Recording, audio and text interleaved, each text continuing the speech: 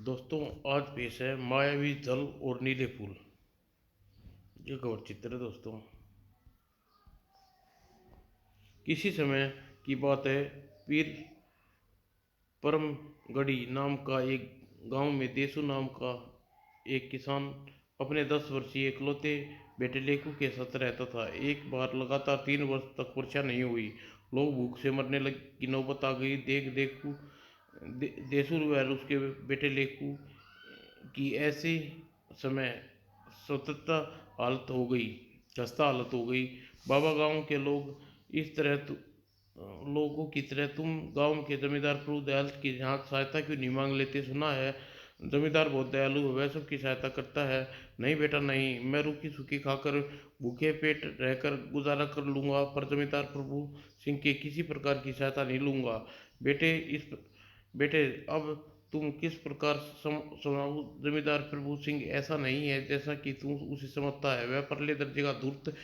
एक बार जो उसके जाल में फंस जाता है वह जीवन भर उसके जाल से बाहर नहीं निकल सकता।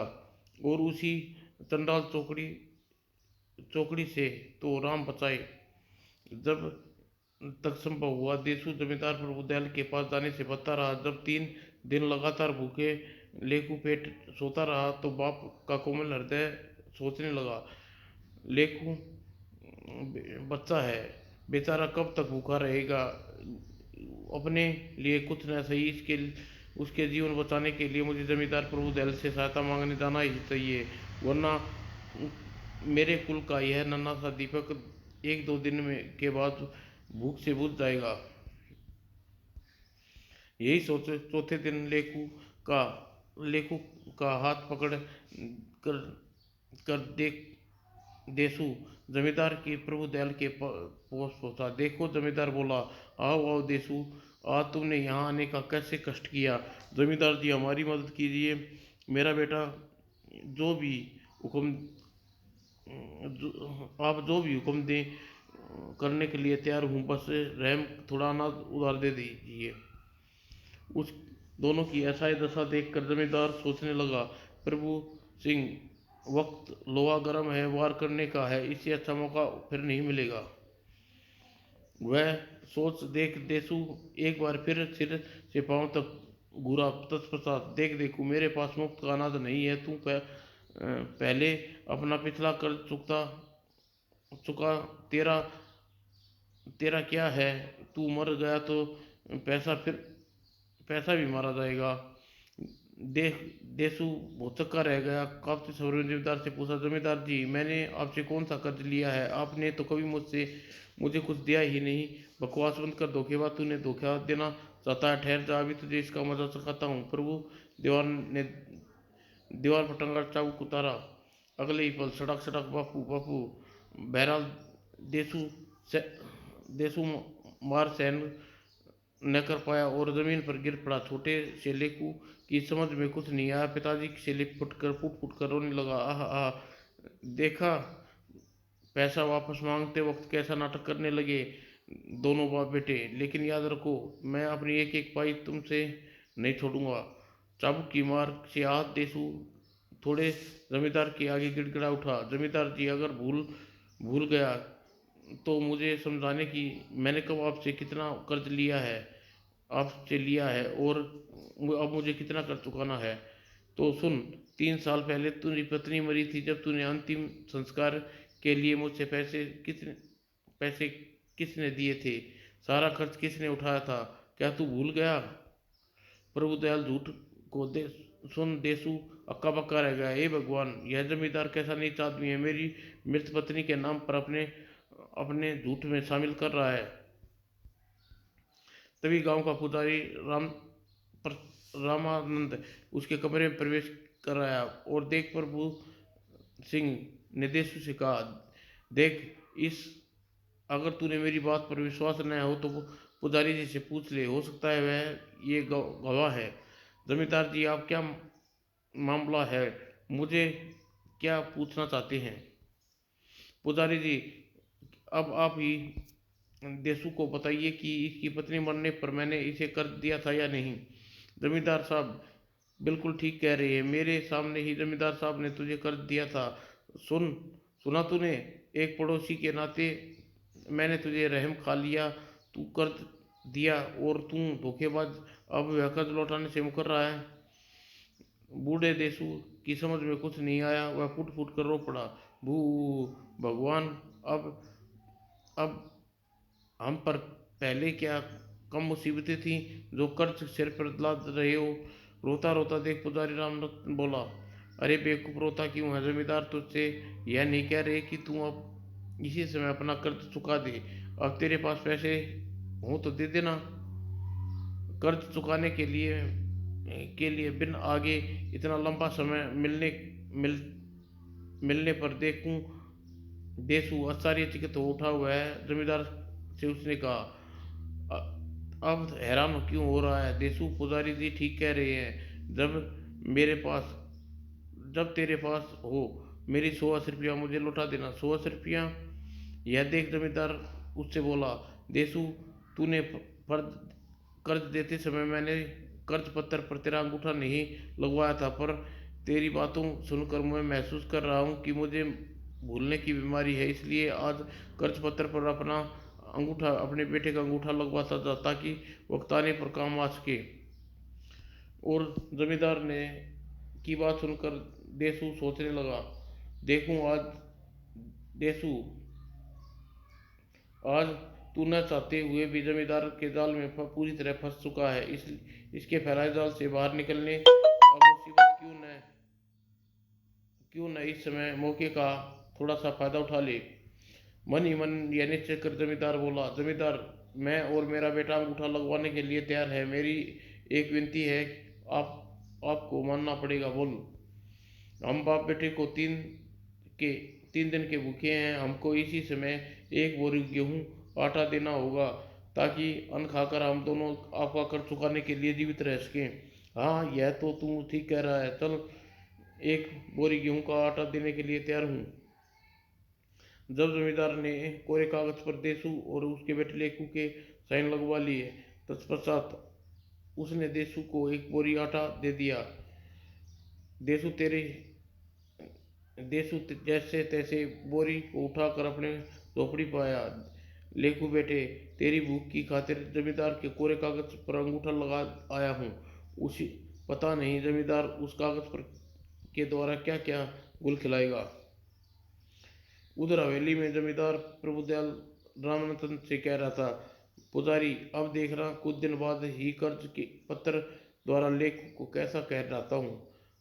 हाँ जमींदार साहब, मैं सब जानता हूँ। यह कह पुजारी हंस पड़ा।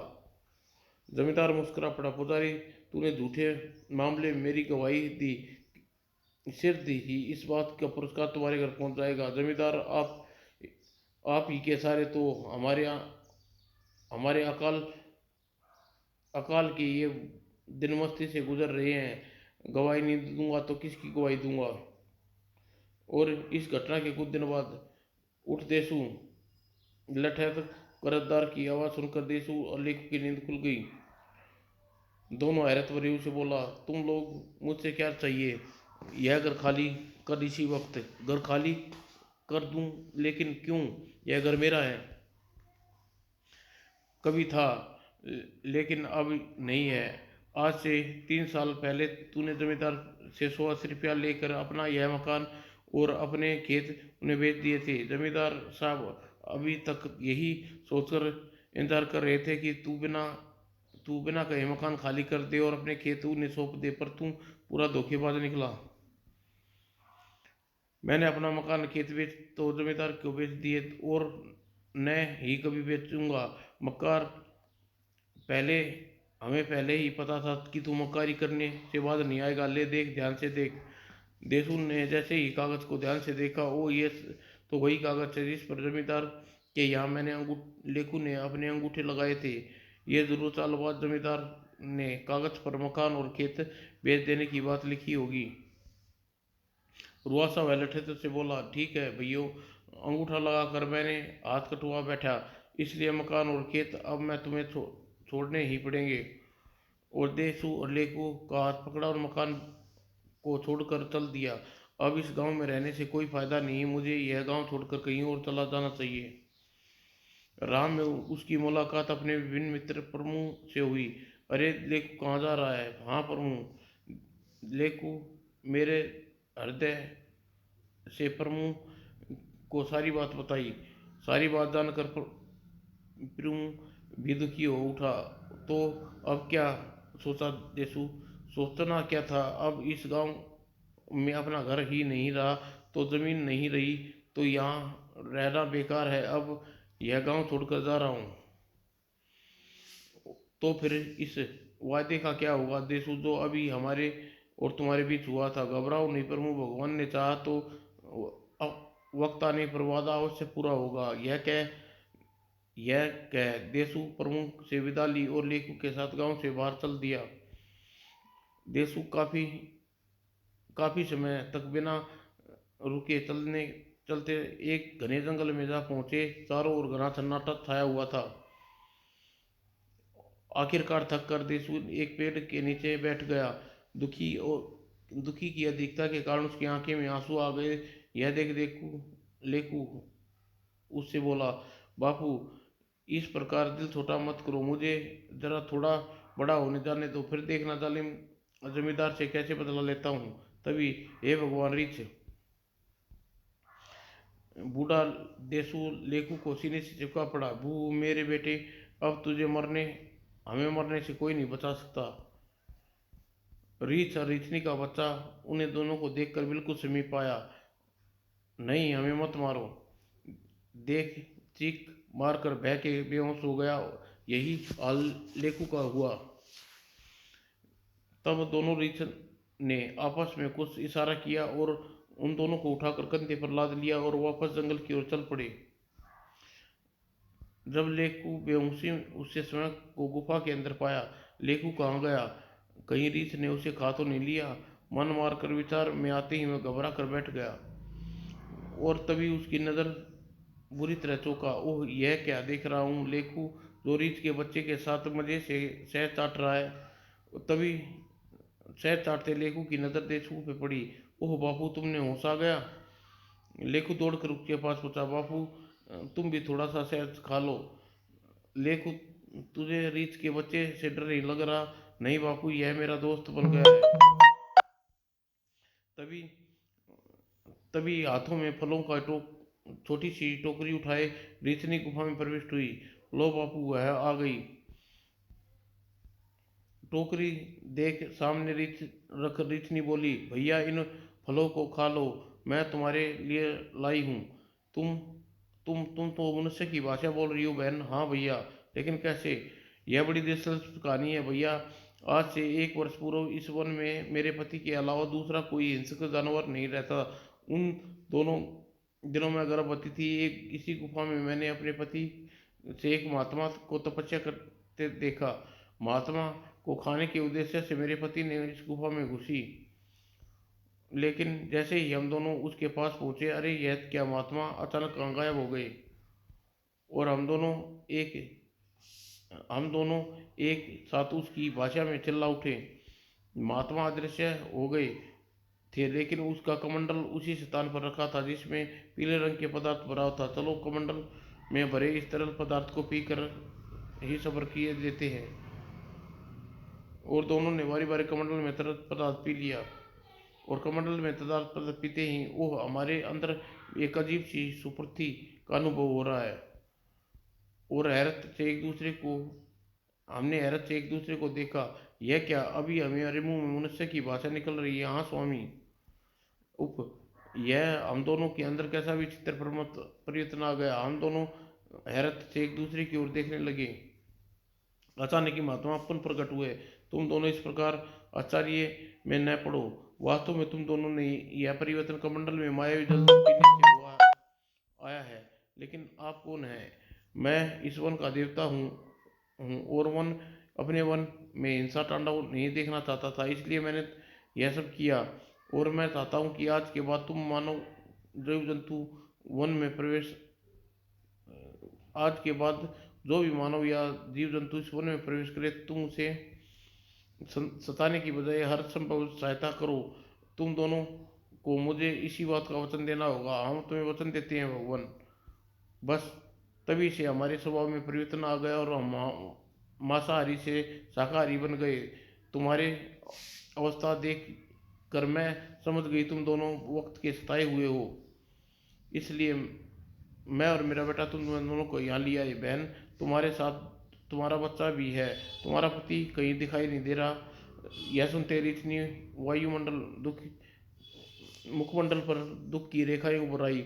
मेरा मेरे पुत्र के पैदा होने के मेरे पति बहुत खुश थे। खुशी में वे मेरे लिए शहद लेने के लिए वन में चले गए, लेकिन एक चट्टान से फिसल कर वह गहरी खाई में गिर कर मर गए। तब से अपने बेटे के साथ जीवन गुजार रही हूँ। ओह, तुमने तो यह बड़ी दुख की बात बताई बहन। अच्छा भैया, अब मेरी कहानी तो सुन ली, अपनी बारे में बताओ। बहन तुम्हारी तरह हम भी दुख के मारा हूँ। फिर देसू ऋषि ऋषि को दुख भरी कहानी सुनाने लगा। देसू कहानी सुनने के बाद ऋषि ने देसू से कहा, भैया तुम्हारे साथ बहुत ही बुरी गुजरी है। अब तुम्हारा कोई ठोर ठिकाना नहीं है, इसलिए क्यों न तुम यहीं रह लो। यहाँ, हाँ, इसमें अर्थ क्या है। एक दूसरे के सुख दुख दुख बांट कर जीने में असली मज़ा है। रह यहाँ यहाँ रहेंगे तो अपने बेटे को ठीक प्रकार पालन पोषण करोगे।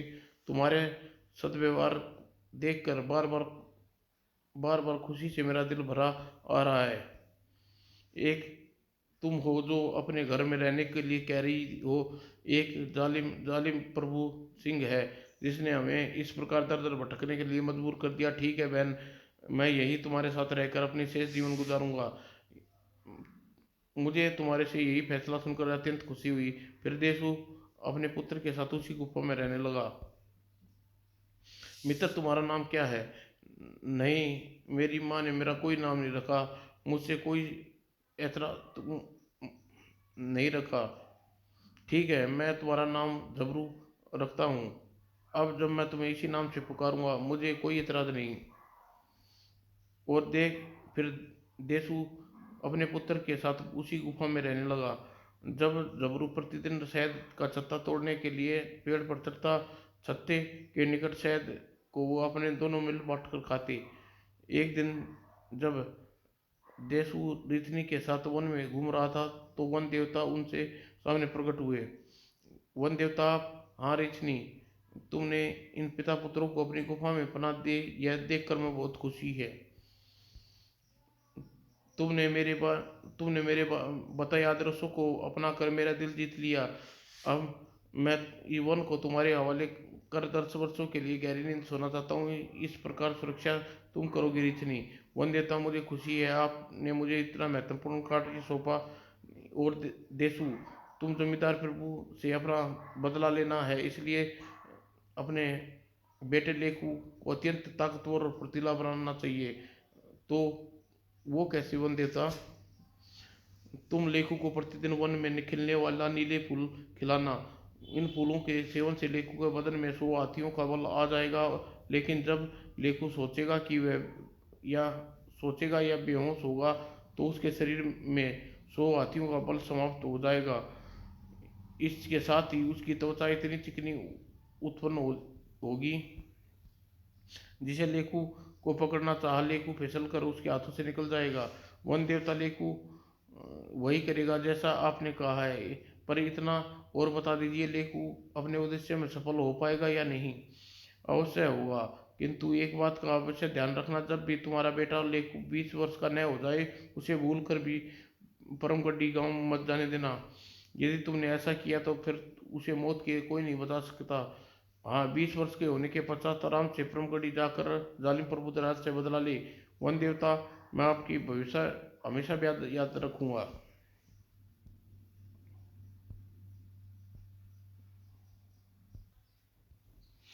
अब वन देवता की ऋत अब वन देवता ने रिचनी से कहा, रिचनी, कुछ दिन के बाद देसू को जमींदार प्रभुदास के सताए परमगढ़ी के अन्य लोगों को वन में आएंगे, उन्हें भी इसी वन में आश्रय देना होगा। ठीक है वन देवता। इतना कहकर वन देवता दृश्य हो गए।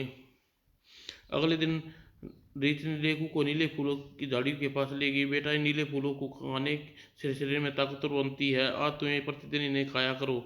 अच्छा बुआ। और उस दिन लेखू प्रतिदिन झाड़ियों से नीले फूलों को तोड़ता, उन्हें मजे से खाता। उधर परमगढ़ी में तुम लोग जमींदार साहब का कर्ज 3 सालों से नहीं दी लौटाया, इसलिए आज तुम्हें मकान व खेत जमींदार को हुए। लेठेतर ने एसआई गांव वालों को लाठियों मार मार कर बाहर खदेड़ दिया। अब हम कहाँ जाएं, जहाँ भगवान ले जाए, अब तो वहीं जाना होगा।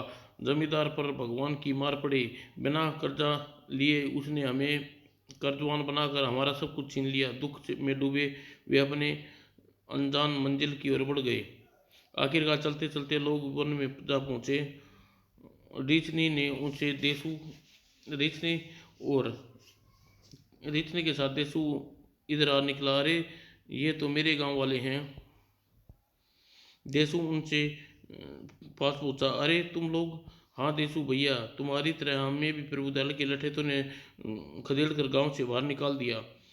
अब तब तक रीछनी ने उनके करीब आ चुकी थी। रीछनी सभी देख कर सहम कर पीछे हट गई। यह देखते हुए रीछनी उनसे बोली, भाइयों मुझसे डरो नहीं। मैं तुम्हें यह कहने आई हूँ कि जिस तरह देसू भैया इस वन में मेरे साथ रह रहे हैं, क्यों ना तुम भी यहीं रहो। आखिर हिल मिलकर यही बुरा वक्त काटा जा सकता है। रीछनी की बात सुनकर किसी को विश्वास नहीं हुआ। तब देसू ने उन्हें समझाया। रीछनी के विषय में जान कर लोगों का भय दूर हो गया। यदि ऐसा है तो आज से हम भी इसी वन में रहेंगे। हाँ, हम भी यहीं रहेंगे। और सिरजी सब लोगों ने मिलकर उस वन में अपने रहने के लिए झोपड़ी तैयार कर ली।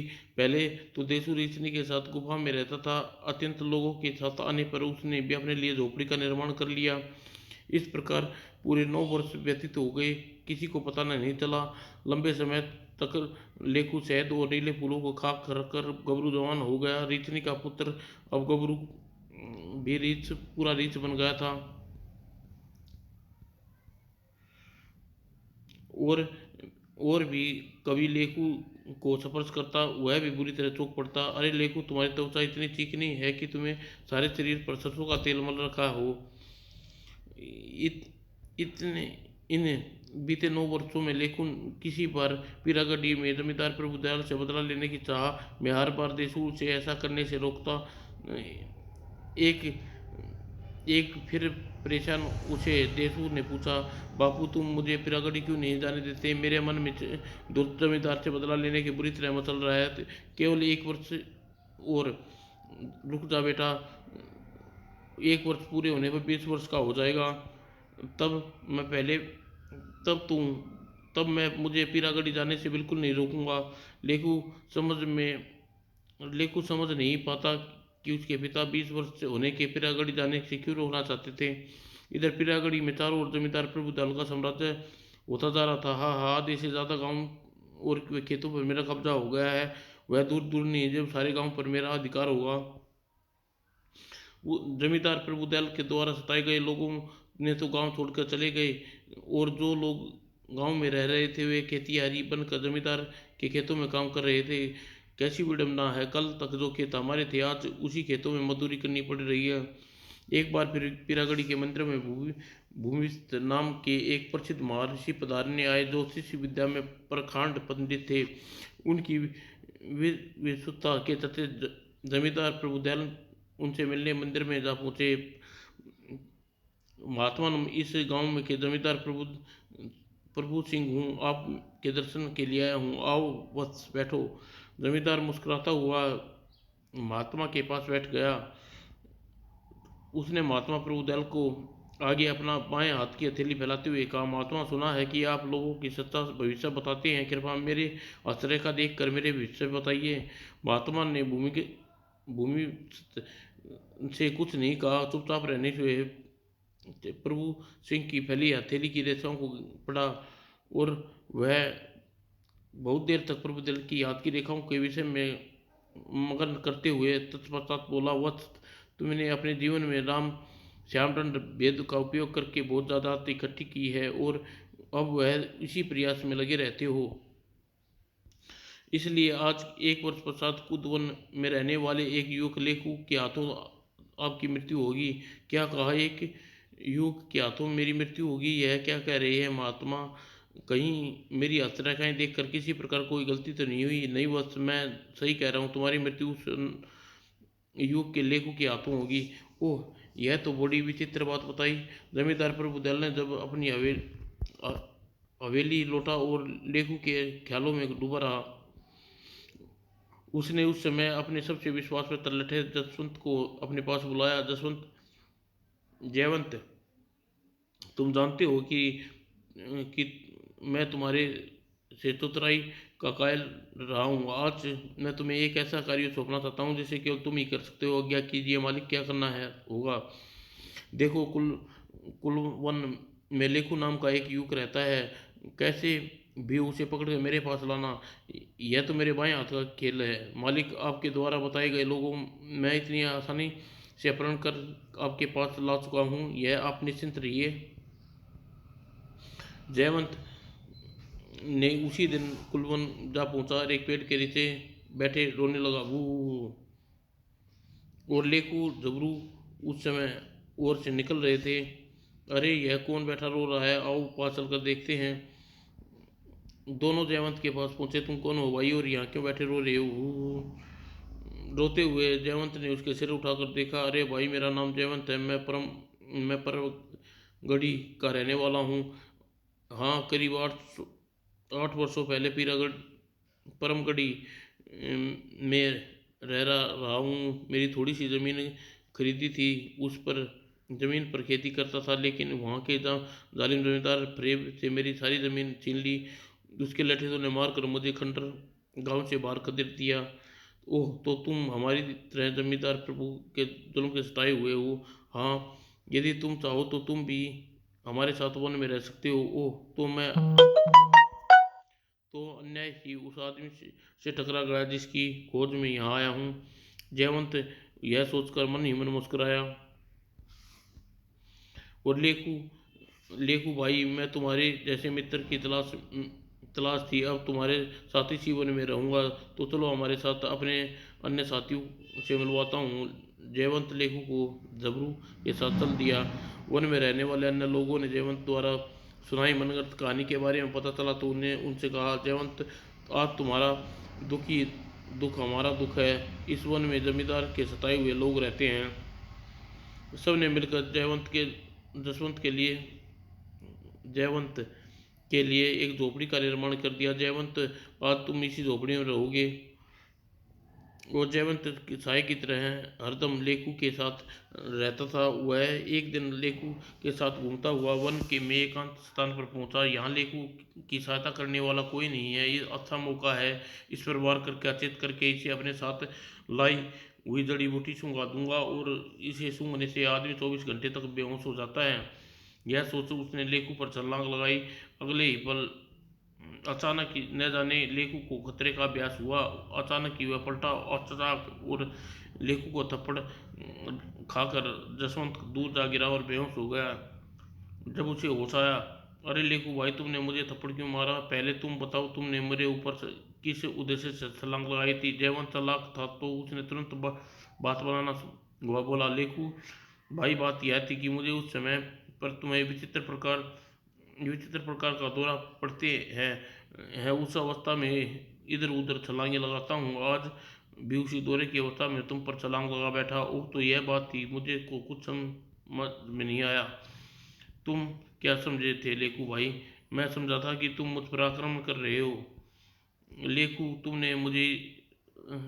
तुम्हें आसरा दिया, भला मैं तुम पर आक्रमण क्यों कर सकता हूँ? जयवंत, मैंने तुम्हें थप्पड़ मारा, इसके लिए तुम मुझे माफ कर दो। परिस्थितियों के अनुकूल होते हुए जयवंत चैन की सांस ली।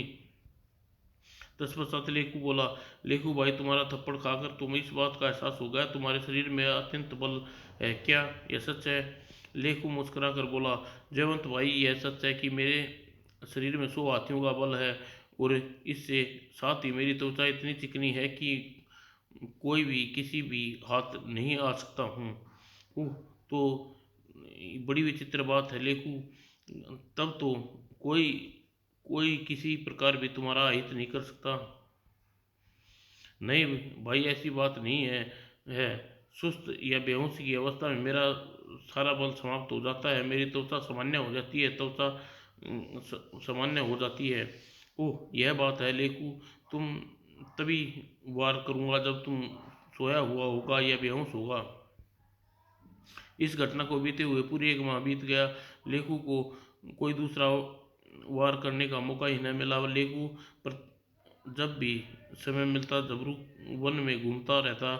क्या उपाय करूं जिससे लेखू रीछ रीछ के साथ न घूमकर मेरे साथ घूमे। ऐसा होने से पर मैं लेखू को अपने वश में कर सकता हूँ, अन्यथा नहीं। यह सोच में डूबा। बहुत सोचने पर उसके दिमाग में विचार आया। वह उछल पड़ा, हाँ ऐसा करना ठीक रहेगा। और उसने उसने उसी समय एक अत्यंत कटीली झाड़ियों से ढेर सारे कांटे तोड़े। इन कांटों को झबरू की गुफा के द्वार पर डाल देता हूँ। जैसे झबरू गुफा से बाहर निकलेगा, पाँव में कांटे चुभ जाएंगे और कई दिनों तक चलने फिरने के लायक नहीं रहेगा। इसी रात वह कांटे झबरू की गुफा में डाल आए। और सुबह होने पर, माँ मैं लेकू के साथ घूमने जा रहा हूँ, ठहरो बेटा मैं तुम्हारे साथ चलती हूँ। जैसे ही वो गुफा से बाहर निकली आई माँ, और दोनों के पाँव में कांटे गहरे गहरे चुभ गए और जिससे उसके पाँव में लहू लुहान हो गए। दोनों लड़खड़ाते हुए गुफा में वापस चले गए। लेकू तभी लेकू गुफा में प्रवेश किया। क्या बात है बुआ, इस तरह क्या हुआ जबरू? ओह आह, रीछनी ने कराती हुई बोली, पता नहीं लेकू किसने हमारी गुफा के द्वार पर कांटे रख दिए। वही कांटे निकलते वक्त मेरे और जबरू के पैरों में लग गई। ओह, यह किसकी शरारत हो सकती है? लेकू सोच में पड़ गया। बहुत सोचने पर उसकी समझ में कुछ नहीं आया। फिर उसने उसने उनके पाँव से चुभे कांटे निकाले और घाव पर लेप गया। अच्छा हुआ बुआ, मैं चलता हूँ। और यह कहकर लेकू परेशान सब गुफा से बाहर निकल गया। जसवंत इसी समय अवसर की खोज में था। गुफा के समीप छिपा हुआ लेकू को अकेला घूमते देख वह भी उसके पास आया। लेकू भाई क्या बात है, तुम जबरू तुम्हारे साथ नहीं दिखाई दे रहा? जसवंत भाई, उसके पाँव में कांटा चुभ गया इसलिए मुझे अकेले ही घूमने जाना, वन में जाना होगा। अकेले क्यों, मैं भी तुम्हारे साथ चलता हूँ। अच्छी बात है। वाह, यह तो अच्छी बात होगी। दोनों वन में घूमते हुए काफ़ी देर निकलाए। जसवंत लेकू से कहा, लेकू भैया मैं तुम्हारे मन में कभी वन से बाहर की दुनिया देखने की बात नहीं करता? करता है भाई जसवंत भाई। तो फिर आओ आज तुम्हें वन के बाहर की दुनिया दिखा लाऊं। वन से बाहर नहीं भाई, अगर बापू ने इस विषय में पता चल गया तो बहुत डांटेंगे। अरे, बापू को कैसे पता चलेगा? दिन छिपने से पहले ही हम वापस आ जाएंगे। अच्छा, लेकिन वापस जल्दी आ जाएंगे। दोनों वन से बाहर आ गए, चल दिए। उस पीरागढ़ी में जमींदार प्रभुदाल सोच रहा था, जसवंत को गए काफ़ी एक माह हो गया है, अभी तक लेकू को लेकर वापस नहीं लौटा। मुझे तो खुद चलकर वन देखना चाहिए।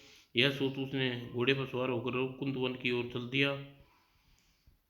उधर जसवंत लेकू को कुंदवन से बाहर निकल निकल घूमने हुए वन के काफ़ी दूर निकल आए। लेकू भाई, मुझे बहुत तेज भूख लगी है, क्यों ना इस पेड़ पर रखे फल खा ली जाए। ख्याल बुरा नहीं है जसवंत भाई। जसवंत पेड़ पर चढ़ गया। इधर जसवंत लेकू कुंदवन से बाहर घूमते घूमते वन के काफी दूर आ गए। पेड़ पर चढ़े उसने कुछ फल तोड़ने के पश्चात उसने जेब से एक सीख निकाली और फलों में घुसेने लगा। लगी दवा पर बाद से लेकू बेहोश हो जाएगा। तत्पश्चात उन फलों को लेकर नीचे उतरा। लो भाई, फल खाओ, फल खाओ, बड़ी भूख लगी है। फल खाने के कुछ देर बाद न जाने क्यों मेरा सर चकरा रहा है। जसवंत भाई, पहले तो मेरे साथ कभी ऐसा नहीं हुआ। लेकू भाई, तुम कभी पहले कुंद वन से बाहर भी नहीं निकले थे, शायद लंबे समय बाद वन से बाहर की हवा खाने से तुम्हारा साथ ऐसा हो रहा है। अगले ही पल लेकू बेहोश होकर गिर पड़ा। यह बेहोश हो गया। लेकू लेकू का अस्थिबल बल समाप्त हो गया होगा। अब मुझे इसे कंधे पर लाद कर पीढ़ागढ़ी चलना चाहिए। उसने तुरंत बेहोश लेकू को पीठ पर लादा और पीढ़ागढ़ी चल दिया। अभी वह कुछ दूर गया था। मालिक आप? अरे, मैं तुम्हें ही देखने आ रहा था जसवंत, काम हुआ? प्रयुक्त में मुस्कुराते हुए जयवंत ने लेकू को जमीन पर पटक दिया। लीजिए मालिक, लेकू ने अपने सामने हाजिर है। यही है लेकू। हाँ मालिक, बहुत शातिर चीज़ है। है। ये लेखु जानते हैं कि इसके शरीर में 100 हाथियों का बल समाया हुआ है और इसकी त्वचा इतनी चिकनी है कि इसके शरीर पर हाथ रखते हुए तुरंत हाथ फिसल जाता है। ऐसा है तो फिर तू इसे कैसे काबू में किया जसवंत? मालिक, इसकी सारी शक्ति तभी तक इसके साथ देती है जब तक ये होश में रहता है। होश होते ही इसकी शक्तियाँ समाप्त हो जाती है। तो क्या तुमने इसे होश में आने पर इसके अंदर पुनः 100 हाथियों की शक्ति बल आ जाएगा? हाँ मालिक। ओह, तो इसका बेहोश तो होश में आना से पहले इसे ख़त्म कर देना चाहिए। तभी आह, ओह, लगता है इसको होश आने लगा है। अब क्या होगा जसवंत? भय से जसवंत का मुंह सफ़ेद हो गया।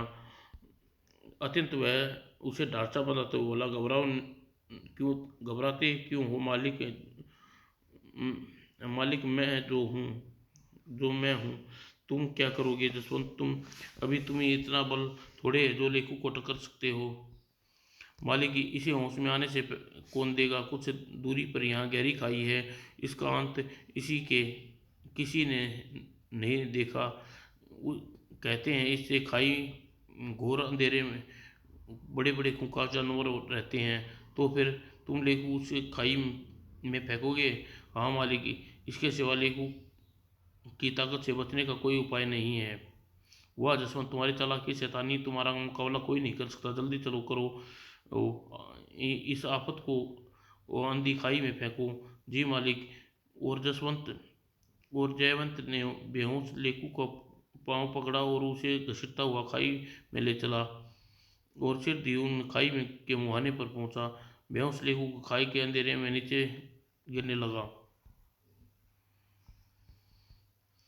राह राह में उसे होश आ गया। ओह, मैं कहाँ हूँ? होश में आते ही उसकी शक्तियाँ लौट आई। न जाने कब कब वह नीचे गिरता हुआ अंत में वह खाई की पथरीली जमीन से टकराया और अपने वर्द से कठोर शरीर के बल के कारण उसके खाई में गिरने के पश्चात भी चोट नहीं आई। आखिर आखिर मैं इस गहरी खाई में गिरा कैसे? मैं तो जसवंत के सामने घूमने बाहर गया था। बहुत सोचने पर उसने अपने आप को खाई में गिरने का रहस्य समझ में नहीं आया। तभी नहीं, जयवंत ने ही तो धोखे से मुझे बेहोश करके खाई में तो नहीं फेंक दिया। जरूर ऐसा ही हुआ है, लेकिन आखिर उसने मेरे साथ ऐसा क्यों किया? अभी वह सोच ही रहा था। वो ये जानवर ये कैसे जानवर हैं? गुर्र। लेकू के दैत्य त्वचा के कारण जानवरों के दांत लेकू की त्वचा में नहीं गड़ रहे थे।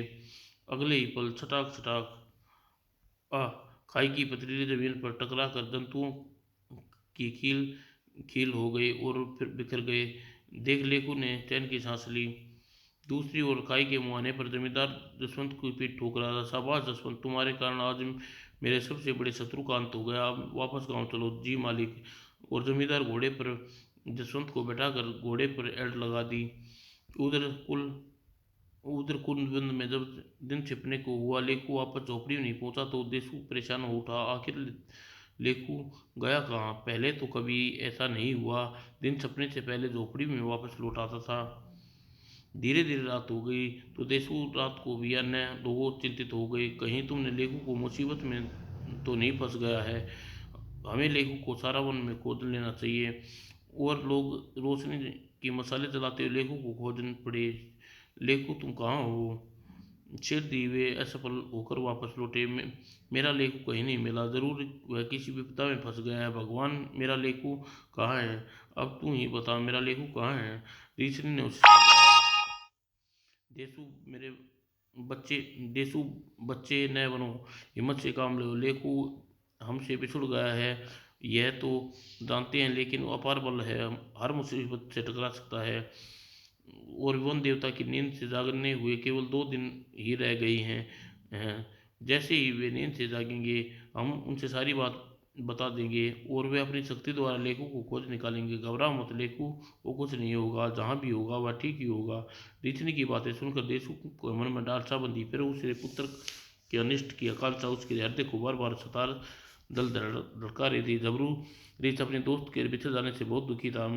न जाने मेरा मित्र इस समय कहाँ होगा। इस कष्ट की घड़ी में उसकी सहायता के लिए भी नहीं जा सकता।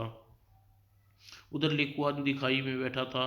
इस खाई में पड़े हुए मुझे कई दिन बीत गए।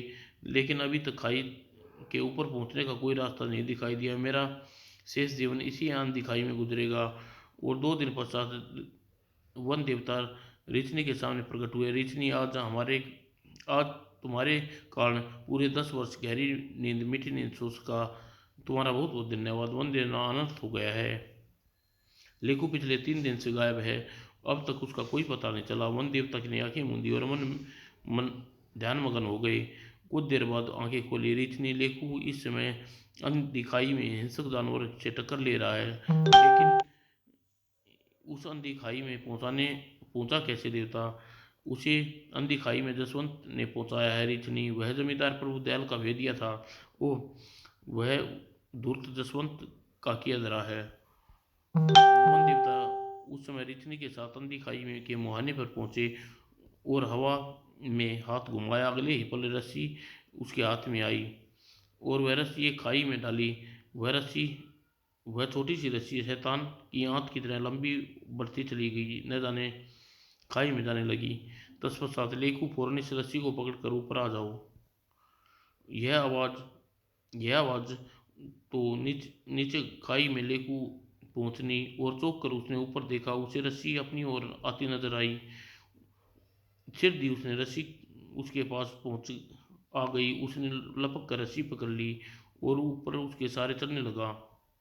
और कुछ देर बाद, प्रणाम देवता, मेरे बेटे लेकू। और लेकू को वन में देसू के पास ले पहुंचे। लेकू और देसू उससे लिपट गया। लेकू, तू कहाँ चला गया था? जब लेकू ने सारी बात बताई तो प्रभु दयाल की चाल पर जान जान क्रोध किया, दांत पीसने लगा। यह देख वन देवता लेकू से कहा, लेकू, आज तुम पूरे 20 वर्ष के हो चुके हो। अब तुम पिरागढ़ी जाकर जमींदार प्रभु सिंह से बदला ले सकते हो। वन देवता, मैं तो न जाने कब से इसी दिन का इंतजार कर रहा था। लेकू लेकू उसी दिन पिरागढ़ी जाने के लिए तैयार हो गया। उससे बोला, हम भी तुम्हारे साथ चलेंगे। तब तक सारा काफिला उसी समय पिरागढ़ी की ओर चल दिया और सिरदी पिरागढ़ी पहुंचे। ये कौन है? इस प्रकार हवेली की ओर बढ़े आ रहे हैं और झटपट छत से नीचे उतर आया। सिरदी, ठहर जा छोकरे, तेरी मौत आई है। अगले ही पल, ओह, यह युवक कौन है? इसकी सूरत लेकू से मिल रही है। पलक झपकते ही लेकू सारे लठेते को धराशायी कर दिया। जफरुद्दौला के सामने, तुम कौन हो? मैं वही हूँ जिसने आंधी खाई में फेंकवा दिया था प्रभु सिंह। हे मालिक, यह तो वही लेकू है। लेकू, मेरे बेटे, माफ कर दे। अगले ही पल लेकू ने उन दोनों को उठाकर हवा में घुमाकर ऊपर उछाल दिया। आह, बचाओ, आह! और यह देख गांव वाले हर्षोल्लसित हो गए। हुर्रे, रावण मारा गया, लेकू की जय हो। और वह क्षण था जब एक बूढ़ा व्यक्ति भीड़ चीर कर देसू के पास आया। देसू, मुझे पहचानता है? तुम्हारा मित्र, परम मित्र हूँ। हाँ हाँ, पिरमू। देसू और पिरमू को अच्छी छाती से लगा लिया और प्रीमू ने कहा, देसू, तुम्हें अपना वादा याद है? हाँ हाँ, मुझे सब याद है। तब लेकू ने चौंक कर अपने पिता की ओर देखा। कौन सा वादा?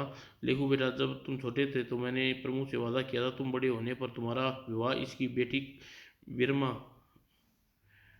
वीरमा से करूँगा। कुछ दिन बाद लेकू का विवाह बड़ी धूमधाम से वीरमा के साथ संपन्न हुआ। और विवाह के पश्चात वो जी हमें आशीर्वाद दो, जुग जुग जियो मेरे लाल। और कुछ दिनों बाद गांव वाले रिचनी के साथ कुंदन वन से वापस लौट आए। वो गांव वालों को अपनी खोई हुई जमीन, घर मिल गया। सब मिलकर हंसी खुशी खेतों में हल चलाते और सिरदी परम गढ़ी में चारों तरफ खुशहाली फैल गई। समाप्त दोस्तों।